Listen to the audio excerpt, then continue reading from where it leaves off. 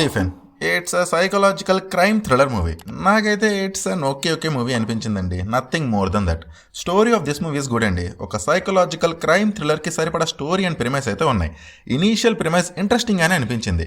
ఈ మూవీలో క్రైమ్ ఎవడు అండ్ ఎలా చేశాడు అనేది ఫస్ట్ డే రివీల్ అయిపోతుంది.